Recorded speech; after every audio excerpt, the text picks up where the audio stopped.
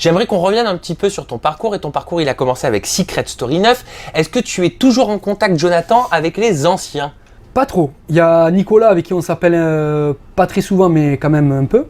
Il y a Mélanie avec qui on garde un peu des liens. Il y a Ali et Alia que j'aime beaucoup.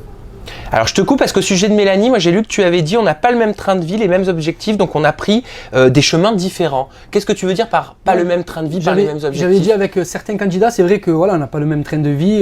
Moi je suis quelqu'un de marié, dès que je fais de la télé et que je reviens, j'ai directement les pieds sur terre. On n'a pas les mêmes trains de vie, je suis pas célibataire, je sors pas tout le temps. S'il y a des candidats que j'aime bien mais qui sortent en boîte, ben, je vais pas aller en boîte avec eux, tu vois ce que je veux dire? Ouais, bien sûr. Je suis quelqu'un qui a beaucoup la tête sur les épaules et les pieds sur terre. Et Coralie? Parce que tu étais très ami avec elle. Coralie, franchement, j'ai aucun mal à dire sur elle, c'est une fille très gentille. Je te demande pas le mal, hein, t'inquiète pas. Non, parce que les gens ils pensent que... T'as tout le temps l'impression qu'on te demande de clasher en fait, pas du tout. Non, pas du tout. Pas chez moi. Ça. Parce que comme les gens ils savent que on se parle plus trop, ils pensent qu'il y a eu quelque chose de fou, ils attendent à ce que je dise du mal d'elle, mais en fait, elle m'a rien fait de mal. C'est juste qu'on a pris des chemins différents. Je lui souhaite que le meilleur.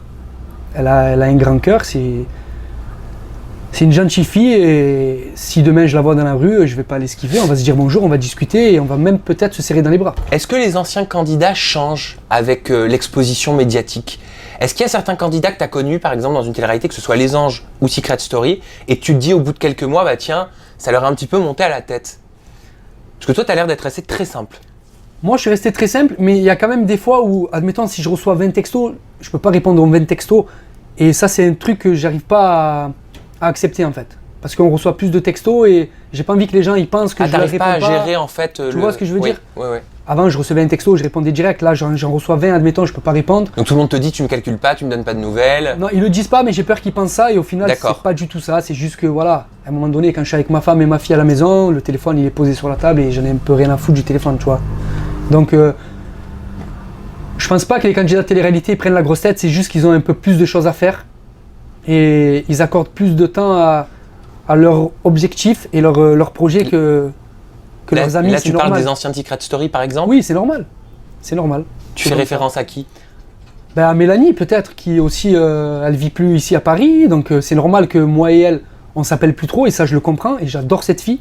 Si on s'appelle demain, on va pas se dire ouais mais t'as vu on s'est pas appelé pendant 6 mois. On comprend nous deux parce qu'on est des personnes matures. On s'aime, ok, on s'aime bien. Mais on n'a pas besoin de s'appeler tous les jours. Tu avais déclaré que tu avais très mal vécu l'après Secret Story 9.